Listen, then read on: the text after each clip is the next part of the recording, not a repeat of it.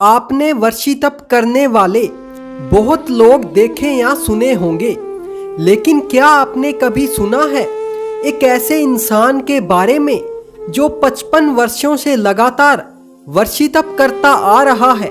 सिर्फ 1-2 साल नहीं, पूरा जीवन तप, संयम और श्रद्धा को समर्पित। जी हाँ, आज हम बात कर रहे हैं एक ऐसी तपस्विनी की जिसकी तपस्या सुनकर आपको लगेगा ये इंसान नहीं, तप की मूर्ति है।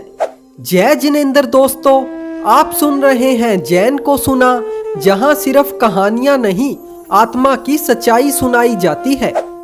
हम बात कर रहे हैं तपस्वी वीर माता श्रीमती उमराव बाई लूनिया की, जिनकी आयु 96 वर्ष की है, लेकिन हर वर्ष हर दिन त्याग और तपस्या की एक नई कहानी लिखती चली जा रही है।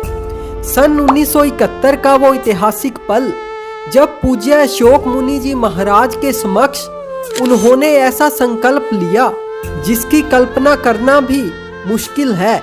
उन्होंने आजीवन वर्षी तप का संकल्प लिया। जरा सोचिए, जहां हम एक दिन का उपवास भी मुश्किल से निभा पाते हैं, वहां उन्होंने पूरे जीवन को ही तपस्या बना दिया। उनका जीवन सिर्फ वर्षी तप तक सीमित नहीं रहा। 13, 8, 11, 17 और मासखमन जैसे कठिन तप उनकी साधना की पहचान बन गए। एक ऐसा जीवन जो हमें बताता है कि संयम और श्रद्धा से इंसान क्या से क्या बन सकता है। 1000 से भी अधिक पोषद के व्रत ये कोई साधारण संख्या नहीं। 50 वर्षों से जूते चप्पल का पूर्ण त्याग, 60 वर्षों से कच्चे पानी का त्याग, और तो और पिछले 6 वर्षों से स्नान का त्याग। ये सिर्फ एक त्याग नहीं, ये आत्म संयम की वो ऊंचाई है जहां इंसान खुद को भी पीछे छोड़ देता है। लेकिन उनकी महानता सिर्फ तप तक सीमित नहीं है। असल में उनकी पहचान सेवा से और भी ऊंची हो जाती है। जहां एक और कठोर तप है, वहीं दूसरी ओर असीम करुणा। गौशाला हो या अनाथ आश्रम, हर जगह उनका प्रेम और दया बहती है। वे सिर्फ साधना नहीं करती, वे हर उस जीव के लिए जीती हैं जिसे सहारे की जरूरत है। यही उन्हें साधारण से असाधारण बनाता है।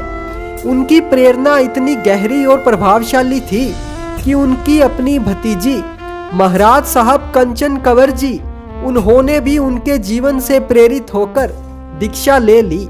सोचिए, एक व्यक्ति का तप पूरी पीढ़ी को बदल सकता है।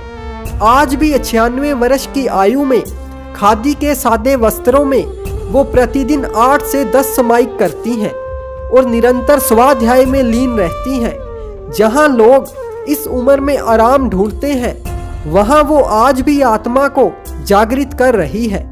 यह सिर्फ तप नहीं है, यह आत्मा की उस शक्ति का प्रमाण है जो किसी भी सीमा को पार कर सकती है। और आज ऐसी महान तपस्वी के सम्मान में पूज्य आचार्य श्री शिव मुनि जी महाराज साहब ने भी उनकी इस अद्भुत साधना को नमन किया है। धन्य है ऐसी तपस्वी आत्मा जिन्होंने तप को अपना आभूषण बना लिया। ऐसी तपस्वी आत्मा को हमारा कोटि कोटि नमन। जय जिन शासन, जय महावीर।